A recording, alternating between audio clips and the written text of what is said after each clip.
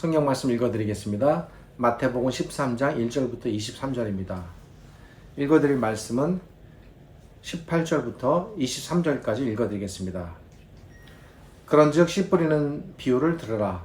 아무나 천국 말씀을 듣고 깨닫지 못할 때는 악한 자가 와서 그 마음에 뿌려진 것을 빼앗나니 이는 곧 길가에 뿌려진 자요 돌밭에 뿌려졌다는 것은 말씀을 듣고 즉시 기쁨으로 받되 그 속에 뿌리가 없어 잠시 견디다가 말씀으로 말미암아 환난이나 박해가 일어난 때에는 곧 넘어지는 자요 가시떨기에 뿌려졌다는 것은 말씀을 들으나 세상의 염려와 재물의 유혹에 말씀이 막혀 결실하지 못하는 자요 좋은 땅에 뿌려졌다는 것은 말씀을 듣고 깨닫는 자니 결실하여 어떤 것은 100배, 어떤 것은 60배, 어떤 것은 30배가 되느니라 하시니라. 우리는 지난 시간까지 예수님의 씨 뿌리는 자의 비유를 6번에 걸쳐 살펴보았고 오늘로써 이 비유에 대한 말씀을 7번째 살펴보고 있습니다.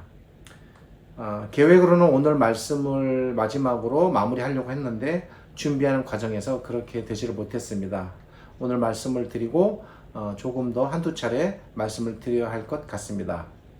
오늘 설교 방향은 지난 주일에 말씀드린 밭의 기경에 관한 문제를 조금 더 다루고 그리고 이 비유에 담긴 구약의 가르침, 예시가 무엇인가를 살펴보고 그리고 끝으로 이 비유가 예수님의 제자들에게 어떻게 영향을 끼쳤는가 그리고 이 비유가 우리에게 어떤 가르침을 궁극적으로 주는가 오늘과 다음 아마도 그 다음 주일까지 이런 방향으로 나아갈 것 같습니다.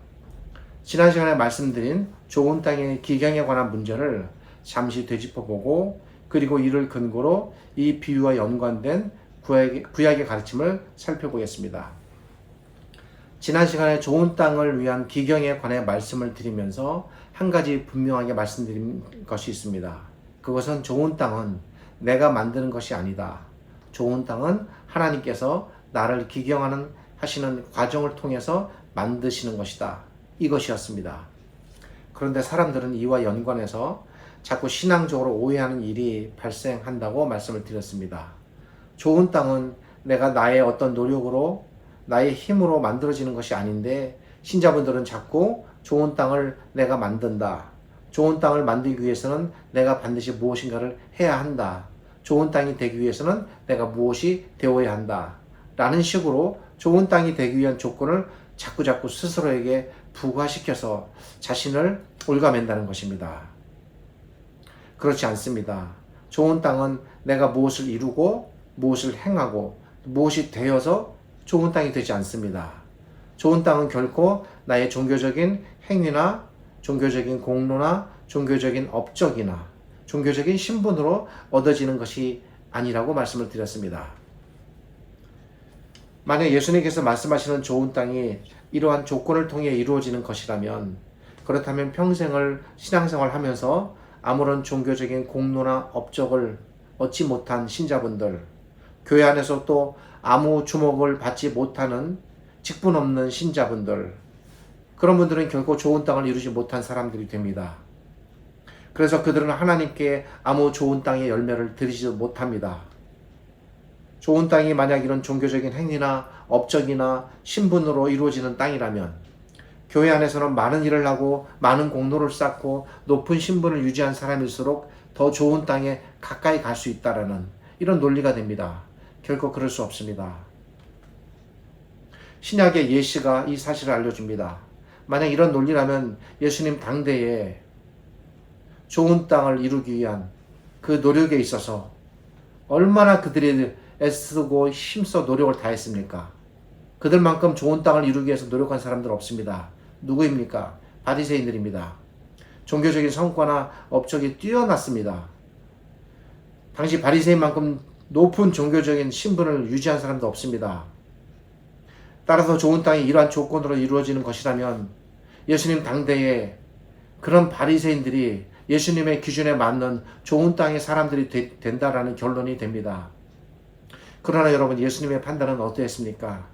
예수님의 판단은 그런 바리새인을 그런 표현을 사용하지 않으셨지만 그 내용을 읽어보면 그들은 돌밭 길가 가시떨기 땅으로 여기시는 예수님의 모습이 분명합니다. 예수님께서는 도리어 바리새인이 하찮게 여기며 땅의 축에도 들어오지 못한다고 여겼던 세리들, 즉 자신의 죄를 진정으로 깨닫고 전적으로 하나님의 자비하심에만 의지하여 살아가려고 했던 그 세리를 예수님께서는 받으셨습니다. 좋은 땅으로 여기신 것입니다. 그리고 놀라운 사실은 실제로 그러한 세리의 직을 가졌던 마태가 예수님의 제자로 발탁되어서 지금 이 천국에 대한 예수님의 비유를 기록으로 전하고 있다는 사실입니다. 참으로 놀라운 일입니다. 그러기에 여러분, 좋은 땅은 결코 공로나 신분으로 존재하지 않습니다. 예수님의 기준에는 결코 종교적 성과나 종교적 행위나 종교적 공로나 종교적 신분이 좋은 땅의 조건이 아니었습니다. 왜 그렇습니까?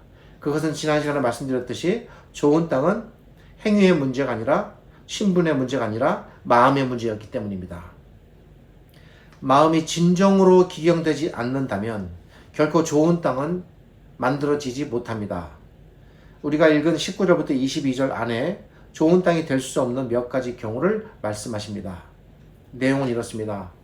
아무나 천국 말씀을 듣고 깨닫지 못할 때는 악한 자가 와서 그 마음에 뿌려진 것을 빼앗나니 이는 곧 길가에 뿌려진 자요 돌밭에 뿌려졌다는 것은 말씀을 듣고 즉시 기쁨으로 받되 그 속에 뿌리가 없어 잠시 견디다가 말씀으로 말미암아 환난이나 박해가 일어나는 때에는 곧 넘어지는 자요 가시떨기에 뿌려졌다는 것은 말씀을 들으나 세상의 염려와 재물의 유혹에 말씀이 막혀 결실하지 못하는 자요.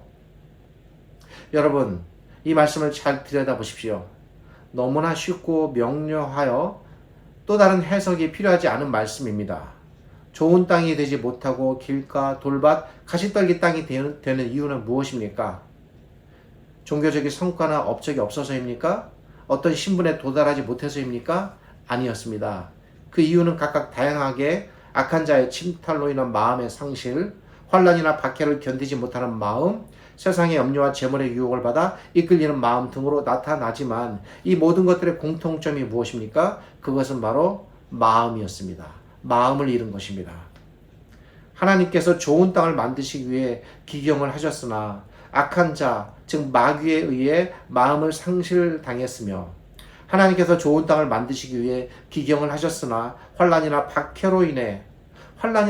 때문에 마음을 상실당하고 믿음에서 떠나신 분들도 너무나 많습니다. 하나님께서 좋은 땅을 만드시기 위해 기경을 하셨으나 얻고자 하는 세상의 재물과 그로 인해 발생되는 유혹과 거기서 발생되는 상실감, 마음의 상실로 인하여 또 하나님을 떠나는 경우도 많습니다. 모두가 전부 마음의 문제입니다. 우리가 좋은 땅으로 나가지 못하는 이유는 전적으로 마음의 문제입니다. 이 본문에는 몇 가지 경우만을 들지만 이것은 대표적인 예시들을 예수님께서 드신 것이고 실제로 사람의 마음을 들여다보면 이보다 훨씬 다양하고 훨씬 복잡하고 훨씬 미묘하게 온갖 마음들이 다 얽히고 성켜 있습니다. 결코 간단한 문제가 아닙니다. 좋은 땅을 이루는 일은 결코 행위나 공로나 업적이나 신분의 문제가 아니었습니다. 하나님께서 나를 이토록 기경하시는데 왜 나는 좋은 땅이 되지 못할까? 왜 나는 계속 길가이고 돌밭이고 가시떨기 땅과 같은 삶을 살까? 그 이유를 자기 마음에서 찾아야 합니다. 내 마음이 잘못된 것입니다. 내 마음의 문제가 무엇인가? 그래야 하나님의 기경을 이해하고 받아들일 수 있게 됩니다.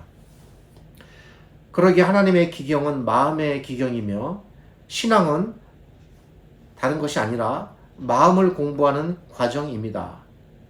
마음 공부가 제대로 되지 않으면 마음의 기경이 제대로 되지 않으면 결코 좋은 땅은 만들어지지 못합니다. 마음이 바로 세워지지 않는 여러분, 마음이 바로 세워지지 않는 상태에서 이루어지는 모든 종교적인 행위, 마음이 바로 세워지지 않는 모든 종교적인 노력, 마음이 바로 세워지지 못한 상태에서 이루어지는 모든 종교적인 성과와 업적들, 또 신분들, 위치, 모든 것들이 헛됩니다. 마음이 무너지면 그 위에 아무리 모든 것을 지어도 무너지는 집과 같습니다. 이런 것들은 도리어 나를 더욱 좋은 땅은커녕 더 나쁜 땅으로 몰아가고 나를 더욱 황폐한 땅으로 몰아갈 뿐입니다. 이는 마치 온갖 독성 화학 물질과 오염 물질을 그저 아무 생각 없이 땅에 쏟아 부어서 결국 땅을 완전히 망치고 돌이키지 못할 정도로 황폐시키는 것과 같습니다. 명심하고 또 명심해야 합니다. 문제는 나의 마음입니다. 나의 마음에 모든 것을 집중하고 여기에 다 모든 것을 신앙을 내 마음에 다 걸어야 합니다. 그러기에 여러분 마음의 기경이 이루어지지 않는 좋은 땅은 결코 만들어지지 못합니다. 이것이 예수님의 생각입니다. 그렇다면 하나님께서는 어떠한 과정을 통해 나의 마음을 기경하실까? 여러분 마음의 기경은 안타깝지만 결코 평안한 상태에서는 일어나기 힘듭니다. 그런 경우도 물론 있겠습니다. 그러면 참 다행입니다. 평안한 상태에서도 정말 자기를 잘 돌아보아 마음의 기경을 이루어갈 수 있다면 그는 참으로 훌륭한 사람이고 신앙적으로 아주 완성된 사람입니다. 그런데 대다수가 그러지를 못합니다. 마음의 기경은 좌절과 슬픔과 낙심과 절망과 고통과 후회와 조급함과 괴로움과 같은 무수한 마음의 밭갈이의 과정을 통해서 일어납니다. 그럴 수밖에 없습니다. 밭이 결코 갈리지 않고 좋은 땅이 될 수 없듯이 좋은 땅이 되기 위해서 땅이 갈리고 땅이 뒤집어지고 그래서 땅이 아파해 하듯 내가 좋은 땅이 되기 위해서는 나의 마음이 갈리고 내가 아픈 과정이 수반될 수밖에 없습니다. 꼭 아파야지만 좋은 땅이 된다는 것은 아니지만 대부분 좋은 땅으로 나가는 과정이 다 이렇게 이루어집니다. 나의 마음이 뒤집어지고 또 상처받고 고통받는 과정이 필수적으로 일어날 수밖에 없습니다. 좀 잠시 후에 구약을 살펴보겠습니다만 구약에도 여전히 마찬가지였습니다. 좋은 땅 옥토가 되기 위해서 갈리는 과정은 필수적으로 일어날 수밖에 없는 것입니다. 갈리지 않고 어떻게 좋은 땅이 되겠습니까? 내 마음이 갈리는데 그게 안 아프겠습니까? 갈리면 아픈 것이 마음입니다. 나의 마음은 이러한 마음의 기경의 과정 없이 결코 좋은 땅으로 나아갈 길이 없습니다. 이러한 모든 고통은 지난 주일에 말씀드렸듯이 내환과 외환으로 나뉠 수 있다 말씀을 드렸습니다. 내환이란 내 속에서 나의 죄가 원인이 되고 작동돼서 즉 나의 죄가 원인이 되어서 내가 만들어내는 환난입니다. 이건 철저하게 자신에게 있습니다. 외환은 나의 죄와 때로는 무관하게 어느 날 갑작스럽게 찾아오는 사고와 같은 그런 환난이 있다고 말씀드렸습니다. 또 그런 인물이 성경에도 등장합니다. 나의 탐욕과 욕심과 이기심과 편견과 무지와 오해 등등으로 인해 비록되는 이 모든 고통들은 내환에 속하고 어느 날 불현듯 사고처럼 나에게 닥쳐오는 이 환난은 외환이라 할 수 있습니다.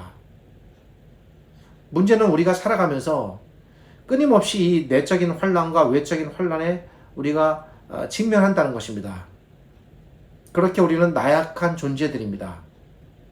그런데 하나님께서는 이렇게 우리가 겪어내야만 하는 내적인 외적인 환난들을 통해서 우리를 신앙적으로 기경하신다는 사실입니다. 하나님께서는 우리가 겪어내는 이 모든 내환과 외환을 통해서 우리가 알든 모르든 나중에는 알게 하실 것입니다.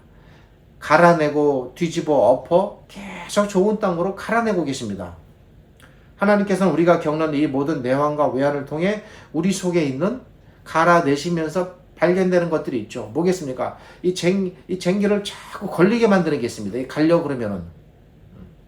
저도 밭을 가는 일을 여러 가지로 해봤지만 꼭 있습니다. 돌이었습니다. 그럼 어떻게 하겠습니까? 돌을 끄집어내야 합니다. 돌을 들어서 바깥으로 치워내야 합니다. 밭 바깥으로 내보내야 됩니다. 농부가 좋은 땅을 만들기 위해 밭을 기경하고 그리고 그 기경의 과정에서 나오는 돌덩이들은 하나하나 드러내고 찾아내어 골라내듯 하나님께서는 우리의 마음을 기경하시며 그 과정에서 발생되는 마음의 돌들을 드러내시고 골라내시는 것입니다. 몹시 아플 것입니다. 그러나 하나님께서는 우리가 겪어내는 내환과 외환을 통해 우리 속에 있는 또 가시덤불을 또 제거하십니다. 하나님께서는 우리가 겪는 내환과 외환을 통해 단단해진 길가 같은 곳을 부드러운 땅으로 바꾸어 내십니다.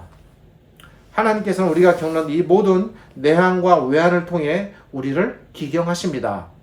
이 하나님의 기경은 바라기는 그렇게 바라질 않으시겠습니다만 안타깝게도 제가 볼 때는 또 성경을 볼 때는 결코 대부분의 경우에 단기간에 끝나지 않습니다. 이 하나님의 기경은 때로는 수년, 수십 년 이상 계속될 수도 있습니다. 저 역시 그런 하나님의 기경이 내 안에서 시작되었고 나도 현재 그 과정에 있고 앞으로도 계속 되겠구나 느끼지 않고 고백하지 않을 수가 없습니다. 끝까지 고집부리고 완강하게 버티다간 평생을 하나님의 기경만 당하다가 결국에 좋은 땅에 도달하지 못한 상태로 하나님께 불려나갈 수도 있습니다. 얘야, 나는 너를 좋은 땅으로 만들려고 그렇게 너를 갈아엎고 기경하였건만 너는 어찌하여 그토록 나의 기경을 완강하게 버텼느냐. 하나님의 나라로 이끄시긴 하겠습니다만 이런 하나님의 추궁과 책명을 어찌 감당하시겠습니까? 고개 숙이고 아무 드릴 말씀이 없을 것입니다. 저도 스스로 그렇게 되지 않기를 늘 바라며 그런 것들을 생각하면 늘 두려운 마음이 가득합니다. 좋은 땅은 하나님께서 만드시는 것이지만 좋은 땅이 되지 못한 책임은 나에게 있습니다. 그 책임은 내가 져야 합니다. 구약에는 하나님의 기경을 통해 마음이 갈리고 갈려 마침내 하나님께서 원하시는 좋은 땅으로 나간 예시의 인물들이 있습니다. 오늘 두 인물을 다루고 다음 시간에 또 더 다루도록 하겠습니다. 첫째 다루고자 하는 인물은 아브라함입니다. 하나님께서 아브라함을 통해 이루고자 하셨던 좋은 땅은 무엇이었습니까? 아브라함이 갈대아 우르에서 부름을 받을 때부터 그는 좋은 땅으로 부름받은 것입니까? 아닙니다. 결코 그렇지 않습니다. 하나님께서 아브라함에게 요구하셨던 좋은 땅, 그것은 하나님께서는 어떤 일이 있어도 약속을 지키신다라는 이 하나님에 대한 확고한 믿음이었습니다. 근데 그게 그렇게 어려웠습니다. 아브라함이 좋은 땅으로 가야 하는데 늘 이것이 그에게 돌덩이가 되었습니다.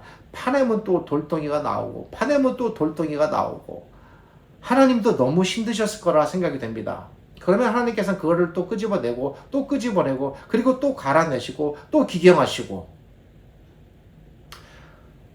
어떤 때는 아브라함이 하나님이 참 이런 분이다 좋은 분이다 라는 사실을 믿다가도 상황이 여의치 않으면 또 흔들렸습니다.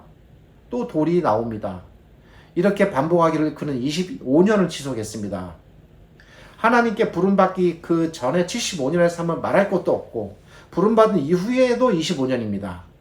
하나님의 명령을 따라 약속을 믿고 가나안 땅에 왔으나 그 땅을 포기하고 애굽으로 내려갔습니다. 좋은 땅으로 나가지 못합니다. 후속에 대한 약속을 믿고 들을 때는 하늘의 별, 땅의 티끌, 좋습니다. 감사합니다, 하나님. 네, 아멘. 그리 될 줄 믿습니다. 라고 기다렸으나 기다리는 기간이 너무 지치고 힘들어 또 견디지를 못합니다. 그래서 아끼는 종 다메섹 출신의 엘리에셀을 후손으로 세웠습니다. 그리고 하나님께서 나타나셨을 때조차도 나의 상속자는 이 다메섹 엘리에셀입니다. 라고 말할 정도였습니다. 그렇게 하나님께서 기경하셔도 기경이 잘 되지가 않습니다. 또 그 다음에 하나님의 약속이 주어져서 잠시 그 약속을 바라보고 나아가는 듯 했으나 또다시 지치고 쓰러져 좋은 땅으로 나가지 못합니다. 이렇게 고백합니다. 나의 상속자는 엘리에셀이 아니라면 이스마엘입니다. 이스마엘이나 살게 해주십시오. 그러면 다행이겠습니다. 또 이렇게 말합니다. 마음의 기경이 일어나지 않습니다. 그렇게 아브라함은 갈리고 갈려 마침내 25년이라는 세월 동안 마음이 갈렸습니다. 다른 사람에게는 여러 가지 다른 문제들로 마음의 기경이 일어난다면 아브라함에게 있어서 마음이 기경되는 도구와 수단은 자녀의 문제였습니다. 아브라함은 이 자식의 문제로 인해서 끊임없이 기경되는 것입니다. 계속적으로. 그러니까 각자가 좀 다양할 거라고 저는 생각합니다. 그리고 나서 비로소 아브라함은 하나님께서는 엘리에셀도 아니었고 이스마엘도 아니었고 약속하신 대로 나와 아내 사라를 통해 태어난 이 이삭을 통해서 후손을 번성시키겠다고 하신 사실이 맞구나. 하나님은 정말 약속하신 대로 이루시는 분이구나. 그러면 내가 전적으로 살아가는 길은 하나님의 약속에 의지해서만 내가 살아가야 하겠구나. 드디어 아브라함에게 마음의 기경이 일어나기 시작합니다. 아브라함이 25년 동안 갈려서 온갖 돌과 가시떨기를 다 걷어낸 후에 비로소 마음의 기경이 이루어지게 됩니다. 그래야 아브라함은 하나님께서 이삭을 바치라 명령하셨을 때, 옛날에 만약에 엘리에셀이나 이스마엘을 아들로 여겼을 때 만약에 이런 요구를 했으면 엘리에셀을 바쳐라, 이스마엘을 바쳐라, 바쳤겠습니까? 절대 그렇게 못하는 겁니다. 그런데 이삭을 얻었을 때는 그의 기경이 이루어진 것입니다. 마음의 기경이 완전히 이루어졌을 때에 이런 생각이 드는 겁니다. 내가 지금 이 이삭을 죽여 제물로 바치면 이삭은 분명히 죽을 것인데 보니 하나님께서는 약속을 반드시 이루시는 분이시니 내가 죽여도 이 이삭을 통해서만 후손을 번성케 하신다 하셨으니 이삭을 살려내실 것이다 라는 생각이 드는 것입니다. 이 마음의 기경이 이루어졌기 때문에 그가 이삭을 기꺼이 드리는 자리로 나아갈 수 있었습니다. 하나님께서는 이 자식의 문제를 통해서 아브라함을 끊임없이 갈아엎으셨고, 그리고 마침내 이삭을 통한 아브라함에 대한 하나님의 기경이 완성된 것입니다. 그 다음 한 분 더 살펴볼 인물은 야곱입니다. 야곱은 아브라함과는 조금 다른 경우입니다. 아브라함은 이 태어날 자녀로 인해 이런 문제가 생겼다면 야곱은 철저하게 내환으로 인해 마음의 기경이 더디게 이루어진 대표적인 사람입니다. 야곱에게는 자녀의 문제가 기경의 도구는 전혀 아니었습니다. 자녀에 대해서는 야곱이 아무런 근심 걱정이나 문제가 없었습니다. 하나님의 약속은 분명했습니다. 그 약속은 야곱이 태어나기 전에 이미 제시되었습니다. 그리고 아마 부모를 통해서 들어서 알았을 것입니다. 어려서부터 야곱은. 그것은 바로 야곱을 너를 통해서 하나님께서 약속을 이루시겠다는 것이었습니다. 그런데 야곱이 그걸 기다리지 못합니다. 자기의 탐심, 여러 가지 계산, 조급함, 이런 것들로 인하여 하나님의 약속을 받아들이지 못합니다. 조급함과 탐심이 야곱의 기경을 자초했습니다. 하나님의 약속은 하나님께서 이루시는 것이지 사람이 서두르고 욕심부리고 조급해 한다고 해서 약속이 더 빨리 온다거나 아니면 더디 오는 것이 아닙니다. 그러나 야곱은 이 사실을 깨닫지 못했습니다. 야곱 역시 스스로 자신이 만들어낸 내환으로 인해 기경의 과정을 거치게 됩니다. 야곱은 형 에서를 2번이나 속이고 스스로 하나님의 약속을 이루고자 했습니다. 그로 인해 야곱은 눈물을 흘리며 복을 빨리 받기는커녕 아픈 마음을 움켜잡고 고향을 떠나야만 했습니다. 두려웠습니다. 가서의 삶이 어떻게 이루어질지 앞날이 캄캄했습니다. 아니나 다를까 예상했던 일이 그에게 엄습했습니다. 자기와 똑같은 인물을 만납니다. 누구입니까? 라반입니다. 자신이 형을 속인 것처럼 2차례나 자신도 역시 자기와 똑같은 인물인 라반을 통해서 수도 없는 속임을 당합니다. 야곱이 억울한 것처럼 불평하고 불만하고 라반에게 이 일을 제기하지만 제가 볼 때는 자업자득입니다. 야곱에게 그런 말할 자격이 없습니다. 왜? 자기가 형을 그렇게 속였기 때문입니다. 하나님께서 야곱을 기경하시기 위해 기경의 도구로 라반을 사용한 것입니다. 하나님께서는 라반을 통해 야곱을 기경하셨지만 그럼에도 불구하고 어떻습니까? 야곱이 기경되지 않습니다. 그가 얼마나 완고했는가. 그가 다시 세월이 흘러 형 에서를 만났을 때 여실히 드러납니다. 그는 형 에서를 예물로 달래려 했고 여전히 자기 계산으로 뭔가 이뤄내려고 하는 그 시도가 멈추질 않습니다. 자신의 목숨을 지키기 위해 모든 수단을 다 동원하는 모습이 보입니다. 야곱이 라반에서의 그 무수한 세월 동안 기경되었다면 그는 당당히 형 앞에 나아갔을 것입니다. 그러나 그는 그러지 못했습니다. 가족들 뒤에 숨었습니다. 형에게 드리는 가축들 뒤에 숨었습니다. 오랜 세월 동안 기경되게 되었음에도 불구하고 갈려진 모습이 안 보입니다. 그는 가나안 땅으로 돌아왔을 때도 역시 기경되지 못했습니다. 자신의 노력으로 스스로 하나님의 약속을 이루어내고자 안간힘을 다했습니다. 그런 야곱을 기경하시는 하나님, 이것이 야곱의 삶을 통해 나타나시는 하나님의 기경의 과정입니다. 야곱이 부모를 떠나 라반에게로 향할 때 하나님께서는 베델에서 나타나 야곱을 갈아엎으셨습니다. 야곱이 라반에게 고통당할 때에 하나님께서 그 상황 속에서도 야곱을 복주시며 약속을 이루시는 과정들을 통해서 야곱을 계속 갈아내셨습니다. 야곱이 형 에서를 만날 때에 하나님께서는 야복 강가에서 그에게 새로운 이름을 부여하며 그를 또 기경하셨습니다. 야곱이 그렇게 아꼈던 요셉을 잃고 시리와 좌절에 빠져 그때 야곱은 아마 세상을 다 잃은 것 같은 심정이었을 것입니다. 왜? 요셉이 죽었다고 생각했으니까요. 그 과정 속에서 하나님께서는 결국에 야곱으로 하여금 에서를 만나게 하심으로써 또 야곱을 갈아엎으셨습니다.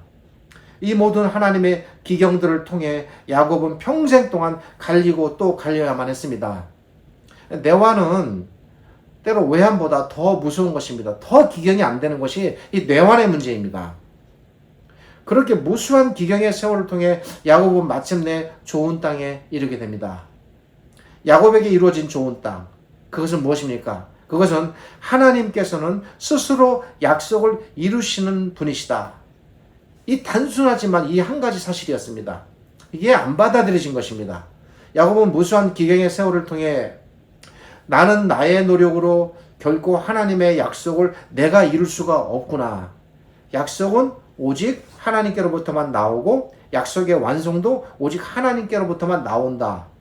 수십 년간의 마음의 기경을 통해 이 한 가지 사실을 야곱이 뼈를 때릴 정도로 뼈저리게 배우는 것입니다. 드디어 비로소 야곱에게서 마음의 기경이 이제 어느 정도 이루어진 듯한 모습이 보입니다. 하나님의 기경이 거의 다 완성이 되었습니다. 다행스럽게도 그가 죽음을 맞기 전에 이 기경의 완성을 보입니다. 야곱은 약속은 오직 하나님께서 홀로 이루시는 일이지 결코 내가 개입할 일이 아니다. 이 사실을 깨달음으로써 비로소 마음의 기경을 맡게 됩니다. 이렇게 깨달은 야곱이 자신이 얼마나 자신의 고집으로 인해 스스로 힘든 세월을 살았는지 고백을 하게 됩니다. 야곱이 바로에게 고하되 내 나그네 길의 세월이 130년이 되니이다. 나의 연세가 얼마 못 되니 우리 조상의 나그네 길의 세월에 미치지 못하나 험악한 세월을 보내었나이다. 이것이 야곱의 기경된 모습이었습니다. 이렇게 마음이 갈리고 갈려 기경된 야곱을 통해 드디어 하나님께서 야곱에게서 열매를 거두십니다. 야곱은 죽음에 임박해서 12 아들들에게 하나님께서 주시는 예언을 전합니다. 그리고 그 가운데서 특별히 유다를 통해 장차 오실 그리스도를 예언하게 됩니다. 야곱은 이렇게 예언합니다. 규가 유다를 떠나지 아니하며 통치자의 지팡이가 그 발 사이에서 떠나지 아니하기를 실로가 오시기까지 이르리니 그에게 모든 백성이 복종하리로다. 하나님께서는 약속대로 야곱을 복주셨습니다. 하나님께서는 약속대로 야곱을 아브라함을 잇는 언약의 대상자로 삼으셨습니다. 하나님께서는 약속대로 야곱의 후손을 번성케 하셨습니다. 하나님께서는 약속대로 야곱을 통해 이스라엘 백성을 번성케 하시기 위한 토대로 그를 애굽에 안착시키셨습니다. 하나님께서는 약속대로 야곱을 통해 가나안 땅과 모든 후손을 주셨습니다. 하나님께서는 이 모든 약속을 오직 하나님 스스로 이루셨습니다. 그리고 그의 이름조차도 이스라엘로 바꾸셨습니다. 이 마음의 기경이 야곱에게서 적어도 그 안에서 100년 이상 일어났습니다. 야곱은 100년을 통해 기경되었습니다. 이로써 야곱을 통한 하나님의 기경은 완성되었으며 야곱은 오실 그리스도를 예언함으로써 기경의 완성을 보게 되는 것입니다. 우리는 지금 나의 죄로 인한 내환을 통해 하나님의 기경을 맡고 있습니다. 또 우리는 지금 내게 닥친 외환으로 인해 하나님의 기경을 맡고 있을 수도 있습니다. 그러나 여러분 잊지 마십시오. 좋은 땅을 위해 기경은 필수적이며 기경이 없는 좋은 땅은 없습니다. 그러기에 나에게 일어나는 모든 내환과 외환은 좋은 땅으로 가기 위한 하나님의 기경으로 받아들이셔야 합니다. 결국 허상이나 강요의 말씀이 아닙니다. 반드시 우리는 좋은 땅으로 갑니다. 다만 지금의 환난이 아프고 힘들 뿐입니다. 그러나 여러분 잊지 마십시오. 그 아픔과 힘듦을 견디시게 하시고 결국에는 그것을 통해 좋은 땅을 이루시며 또 그것을 지나가게 하시는 분 또한 하나님이십니다. 내가 도저히 치유받을 수 없는 중병이나 사고를 당했을 때 낫게 하시는 하나님을 소망하는 일도 물론 기쁘고 감사할 일이지만 낫게 하지 못해도 그것을 견디게 하시고 그것을 통해서 내 마음을 갈고 닦아 좋은 땅을 이루시는 하나님 또한 우리가 바라볼 하나님이십니다. 하나님께서 아브라함을 기경하여 좋은 땅을 만드셨고 또 야곱을 기경하여 좋은 땅을 만드셨듯이 하나님께서는 언젠가 반드시 마침내 필연코 우리를 좋은 땅으로 만드실 것이라 저는 믿습니다. 그리고 하나님께서는 좋은 땅인 우리를 통해 하나님께서 원하시는 그 열매를 거두실 것입니다.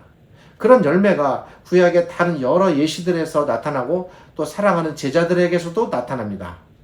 그리고 그것이 어떻게 우리와 연관되는지도 우리가 좀 생각해 볼 필요가 있습니다. 다음 시간에 못다 전하지 못한 구약의 말씀과 신약을 통해 예수님의 씨 뿌리는 자의 비유에 대해서 좀 더 살펴보도록 하겠습니다. 수고하셨습니다. 기도하겠습니다. 거룩하신 아버지 하나님 은혜를 감사드립니다. 예수님께서 씨 뿌리는 자의 비유를 통해서 우리를 갈아내시고 엎으시며 좋은 땅으로 만드시는 하나님이심을 배웠습니다. 하나님의 기경에 기꺼이 나아가게 하시고 받아들이게 하시고 구약의 예시들을 보면서 우리는 그 같은 길을 가지 말아야 되겠다라는 생각도 하게 됩니다. 하나님의 기경을 잘 받아들여 속히 좋은 땅으로 나아가게 하시고 그 좋은 땅에 뿌려질 천국의 씨앗들을 기대하고 소망하게 하시며 그렇게 뿌려진 씨앗들이 뿌리 내리고 자라 언젠가 하나님께서 원하시는 복되고 탐스러운 좋은 열매를 맺을 것이다 라는 소망을 또한 잃지 않게 하여 주옵소서. 이 기경은 우리가 죽는 날까지 계속될 것이며 그 과정을 통해서 우리는 좋은 땅으로 나아가 하나님께 아름다운 열매를 드리기를 소망합니다. 지금은 우리 주님 예수 그리스도의 은혜와 죄를 지극히 사랑하시는 아버지 하나님의 크신 사랑과 오늘 이 말씀으로 우리를 이끄시며 우리를 기경하시고 좋은 땅으로 바꾸어 가시는 성령 하나님의 함께 하심이 이 말씀을 받아들이고 깨달으며 순종하여 나아가는 모든 우리 신자들에게 하나님의 아름다운 좋은 땅의 열매가 가득하시기를 우리 주님 예수 그리스도의 이름으로 축복하며 기도드립니다. 아멘.